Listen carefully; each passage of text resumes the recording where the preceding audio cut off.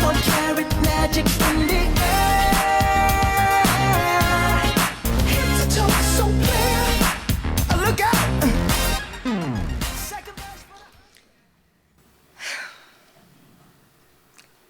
I've had enough.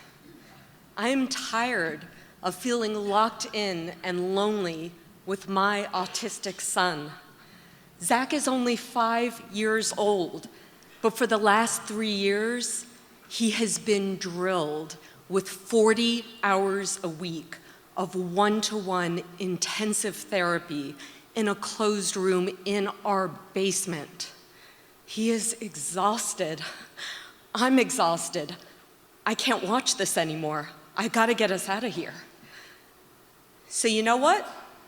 Today, Mom is breaking the rules. I am taking us to a faraway adventure, a splash park, because we love splash parks. Zach is great at them. And I've done my research. I found one really far away in another city that we have never been to before. So we are driving now, and we're just gonna have some fun. Except, as I pull into the parking lot, I realize that something's off. There are actually more motorcycles than there are cars. And they're grouped almost in packs. And then as Zach and I walk in and we cross the threshold of the splash park, I realize there are lots of young men here. And they're also traveling in packs. And they're tall, and they're muscular, and they've got to be a couple decades younger than me, and they are covered in ink. Death, skulls, bloody daggers ripping open the flesh. I'm sort of sensing that maybe Zach and I don't really belong here. And now I'm getting a little bit nervous, but as long as we just hold it together. And then suddenly, Zach calls out, "That one there!" What? He is pointing to a 10-story vertical slide drop that splashes into a huge wave pool. Zach has never even put his head fully underwater. He can't even tolerate having bath water splashed in his face. He can't do this. No, sweetheart, no. I was thinking we were gonna go back to the lazy river.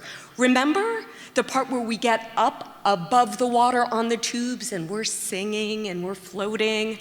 No, that one there. Now what you need to understand is that when Zach has a meltdown, it is a full body scene. If I say no to him, he is going to fall down, he's gonna start banging his head, he's gonna be kicking and screaming, and I am going to have to drag him out of this splash park with a scene, and everyone will be watching. I have been through this too many times before. I am not letting it happen here. I will do anything. Okay, Zach, okay, sweetheart, you win. So we get in line for the big slide, and as we're moving up in the line and I'm watching the bodies drop, I said, "Zach, sweetheart, look, are you sure this is what you want?"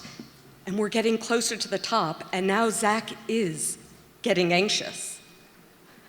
So he starts flapping, and he's bouncing, and he's biting his wrist, and oh God, please no, not here. Please God, don't do this here. And the inevitable comments start to fly.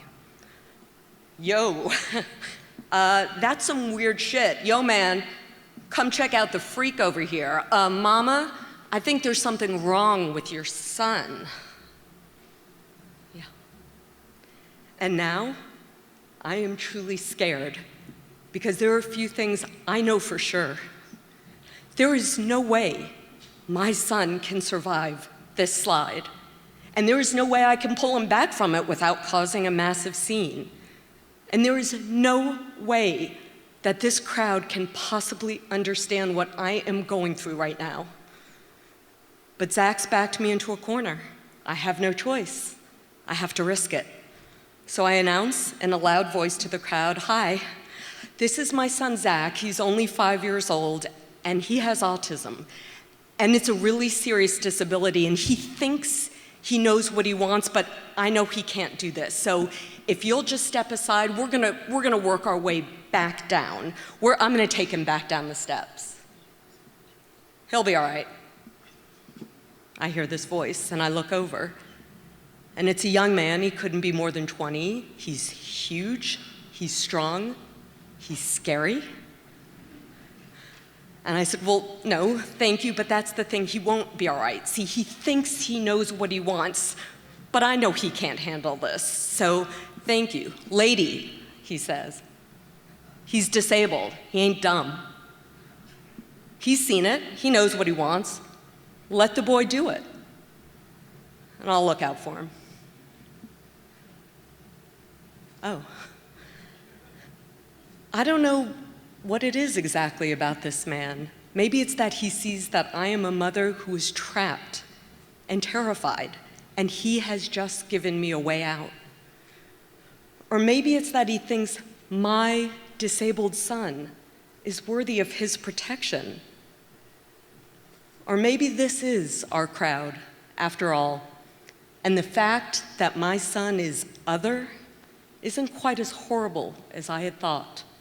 All I know, make no mistake, I'm terrified, but I'm going to put my son's life in this man's hands, this complete stranger. So I hand him over, he nods, "Thank you." I wait down at the bottom, and now I'm watching, and Zach is on the top. It is his turn, and he is petrified, and he is flapping, and he's bouncing, but this man comes over, and in one fell swoop, he lifts him up, and he lays him down at the entrance of the slide. But the difficulty is that to ride this slide, you have to be like this. And Zach can't stay like that. He's too frightened, so he keeps sitting up. And he's bouncing, and he's flapping, but this man is unfazed. He puts one hand on his chest, and he does a silent gesture. And as I'm watching from below, I see at least 10 teenagers come forward, 10 young men, 5 on either side, and they come around him. And one of them cradles his head, and the other ones hold his arms by his side, gently but firmly. The other ones hold his legs down. They scooch him gently towards the entrance, and then they let him go. And it is like Zach was shot out of a cannon. There is water spraying all over the place, but now we are all in this together. We are all invested in whether my disabled son can succeed. So we're all holding our breath, and suddenly he slams down into the wave pool, and this huge raucous wave covers him up, and he doesn't get up. Oh my God, Zach, get up. Get up. It is still. Oh my God. I knew this was a mistake, and I run over to the lifeguards. I said, "Get him up. Miss, just calm down for a minute." I said, "No, you don't understand. He can't do this. He is drowning. Get him up. Miss, there's always a startle when they first hit the wave pool. Give it a few seconds. If we need to, we will go in after him." And now, none of us are breathing. But slowly, Zach sits up. He looks a little dazed, but he shakes off his little head, shakes off the water, and says nonchalantly, "Okay." All done.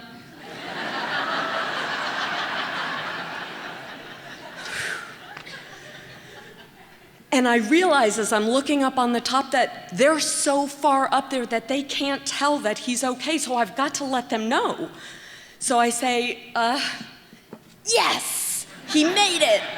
and all of a sudden there is this huge eruption of cheers. It is loud and it is personal, and they're like, "Zach, man, you are in the gang." Right? "You are bad, Brother Z. You are one bad little motherfucker, man."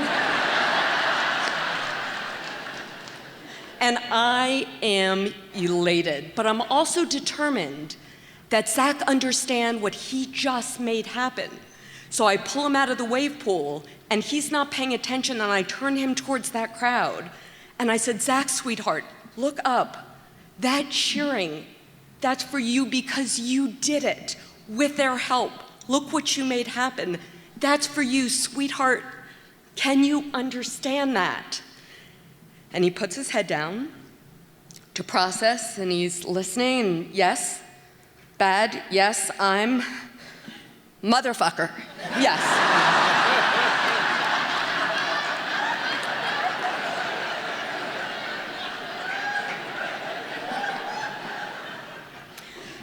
That day was life-changing for me because I learned something important, that when I am in crisis with my autistic son, the difference between whether we stay rooted to the spot and succeed, or I run home sobbing in retreat, is you. You at the splash park. You sitting here listening to this story now. That's the lesson I learned when I took a giant risk on those glorious gang members. And as he's now known in school, at home, in the community, my big, bad motherfucker Zach.